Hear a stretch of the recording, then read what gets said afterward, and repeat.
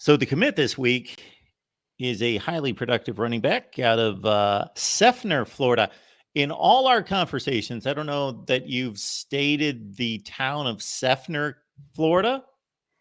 I have in passing. We've had some guys like Ajay Hall, committed to Texas and then went to Alabama. He was a wide receiver a couple of years ago.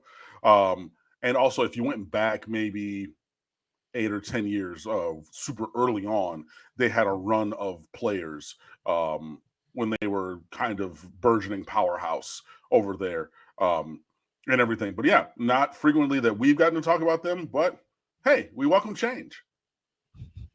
Absolutely. 13th rated running back in the country, Gerard Pringle, 26th rated player in the state, if we're going by the 247 Sports Composite, and a number 220 next to his national ranking. What kind of back is he? Well, first of all, good one. This is a 4-star running back, and this is one of the first commitments for the new running backs coach. Forgive me, I forget his name. He was from USF, who's over here now. But that is the I'm gonna just type Miami Hurricanes running backs coach. It's going to pop up. Matt Merritt. There we are. Coach Merritt over there. So Armwood is on the Tampa side of Florida, for those who are wondering geographically. So this is someone that he's recruited and been around. Seffner is fairly local to the Tampa area. So yeah, Gerard Pringle Jr. This is a kid with good size. I think that he even is a little bit bigger than his listed 182 presently in terms of pounds. But this is also a guy with, an Alabama offer, Georgia, and several others. So this is a guy that everybody in America would take on their team. So if you're wondering about the caliber of player that we are adding to the running back room or to the commit list, or either both, whichever way you want to look at it, in getting Pringle Jr., yeah, you're getting someone of high physical caliber. As a sophomore, burst onto the scene, 600, just over 600 yards at 6 a carry and 6 touchdowns with 15 catches and a touchdown for Armwood. They went 6-4 that year in the 3M.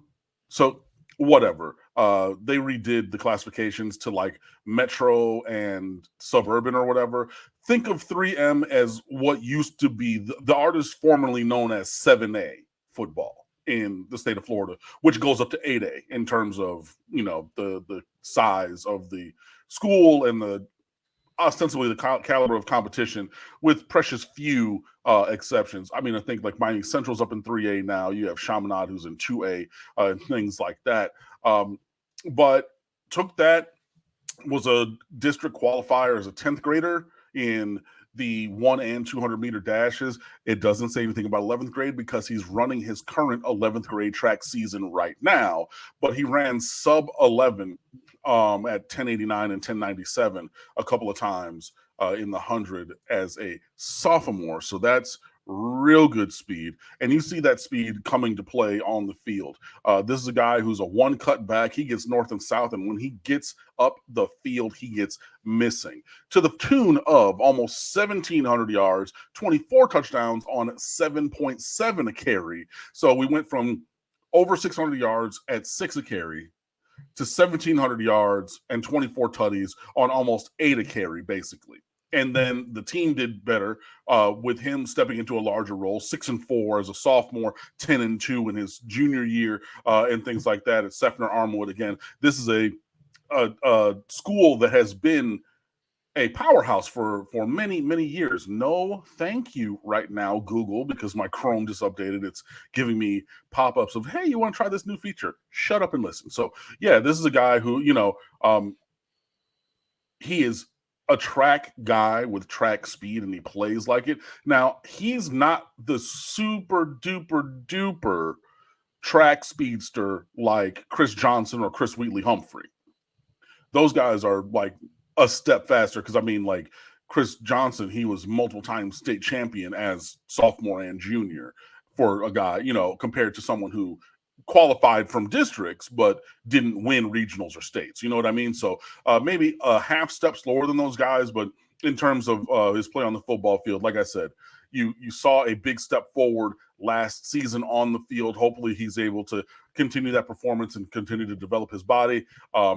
Armwood is a public school, so that is one from which you can enroll early. I don't know if he's going to. I just want to throw that out there usually when we get our commits, because there are certain schools, a la St. Thomas Aquinas, from which you are unable to enroll early because of some academic requirements. But all in all, Gerard Pringle Jr., big get, just continuing. So you already have a 4-star recruit at quarterback in Luke Nickel, even though I know, well, did he get his update? I have to go look.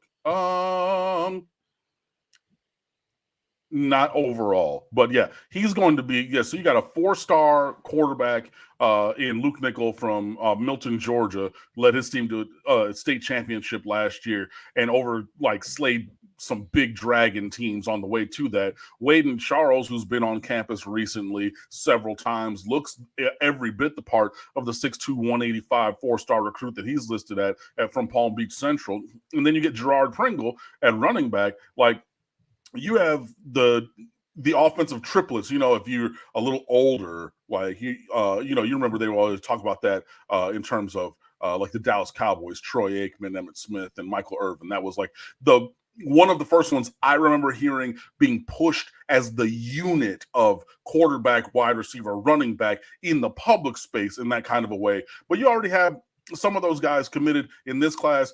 Add in a 4-star linebacker in Elijah Melendez. Add in a big 6'6", 270 offensive tackle in Lamar Williams. The foundation of a really strong class is being laid here. Adding Pringle Jr. only forwards that. And then, hey, also shows, is Matt Merritt able to recruit at this level and things like we were talking about when he got hired?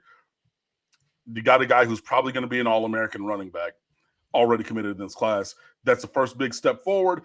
6 in the group already, and keep on marching forward. But yeah, really good get for Mario Cristobal and team.